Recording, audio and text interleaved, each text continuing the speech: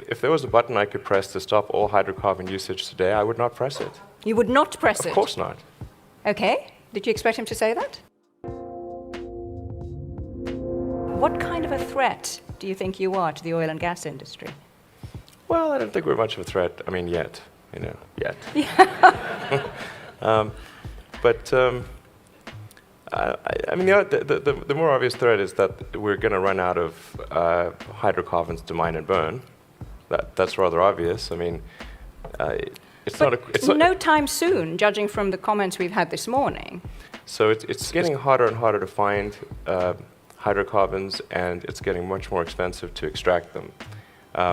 And really, we're just arguing about the when hydrocarbons run out or become prohibitively expensive, not if. I mean, I don't think there's anyone here who would say it's an if, not a when. I mean, you are, a tech guy, right? You're a physicist and an engineer. You call yourself the chief architect of companies. I tend to view things from you don't sort of think a that physics human standpoint. ingenuity and technology and resourcefulness will mean that we will still have abundant fossil fuels available? Not. I mean, this has been going on for some time. They think you've reached the boundaries, and yet they find more. And look at the whole shale gas revolution.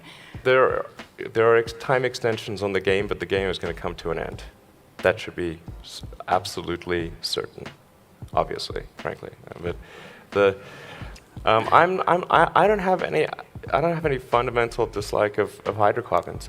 I simply look at the future and say, what is the thing that will actually work? And using a non-renewable resource, obviously, will not work. So we must find an alternative. But if there was a button I could press to stop all hydrocarbon usage today, I would not press it. You would not press it? Of course not. You would not press it because... It would cause because human civilization to come to a halt. every hospital would have to close down. That would be ridiculous. So it would be irresponsible to press that button. But what does need to happen is to, if we can, accelerate the transition towards renewables. That's the sensible thing to do. If you take, I'm going to use maybe two examples. Saudi Arabia, since the Saudi Aramco president spoke here. Saudi Arabia has an enormous amount of sunlight, and that will be there for billions of years, or at least 1 billion years until the sun eventually engulfs us, but 1 billion years, solid.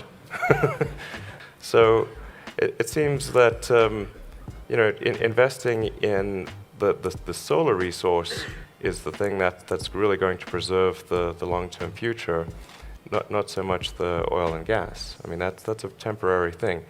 In the future, we'll look back, and by future, I'm not talking about super far in the future, I'm talking about towards the end of the century. We will look back on gasoline-powered cars the same way we look back on coal.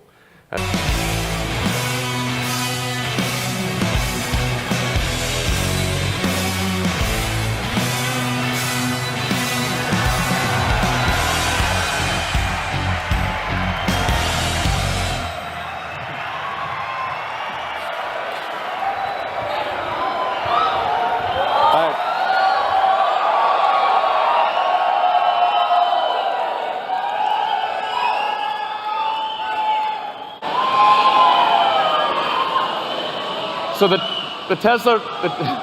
new Tesla Roadster will be the fastest production car ever made, period. There will be,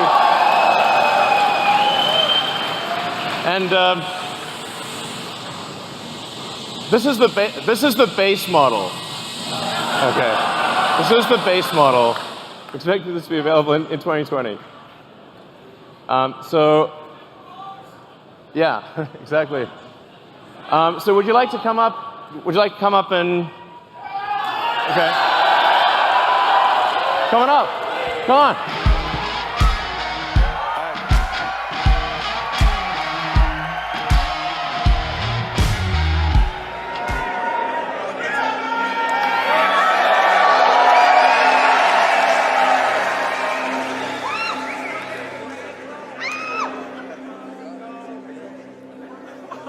Doesn't look like anything else.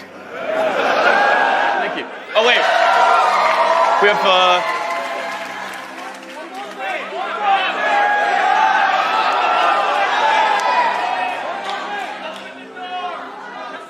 should we do the, oh yeah, We also made an ATV. So now let's bring it out.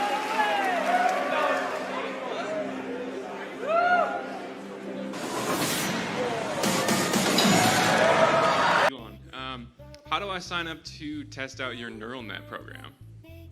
Well, you just put this USB-C port in your head, and and then don't worry, I'm in. it'll be fine.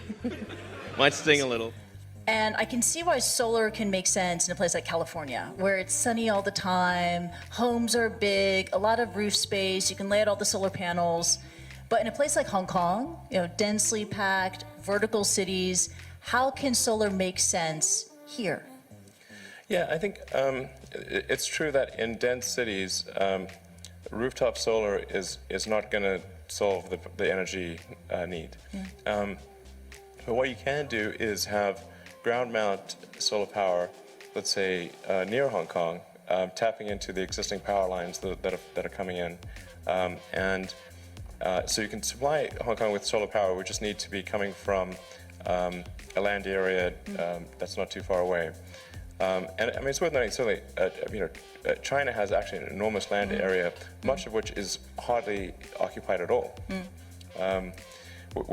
Given that the Chinese population is so concentrated along the coast, once you go inland, the population in some cases is remarkably tiny. So you could easily power all of China with solar. All of China with solar? Easily, yeah. Yeah, no, easy.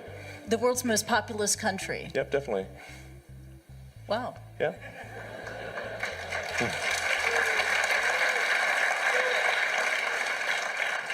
Machines are invented by human beings. And according to the science, right, humans can never create another animal that is smarter than humans. Especially when you have so many smart people, it's impossible to make another smart people. I very much disagree with that. Okay. Yeah. That's good. Yeah. Okay. Yeah, my view is that computer may be clever, but human beings are much smarter. Yeah, definitely not. Clever is very academic. So One of the best ones we've ever gotten is this guy who wished to temporarily detach his arm while spooning with a girl. Sometimes it's staying. That's what he wants to do with a girl? That's awesome.